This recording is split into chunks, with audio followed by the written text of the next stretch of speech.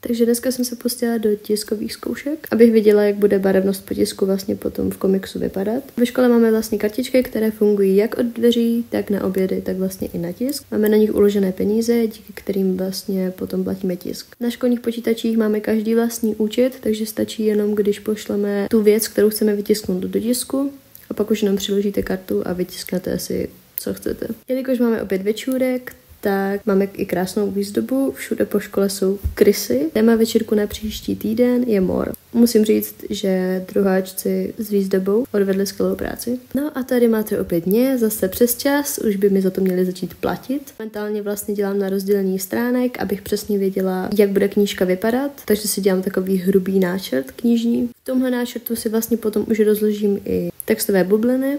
Podle toho budu následně i komiks kreslit. Mám tam i skici, jak bude vlastně finální komiks vypadat. Takže si v podstatě vytvářím takovou maketu, kterou potom jenom překreslím. See ya!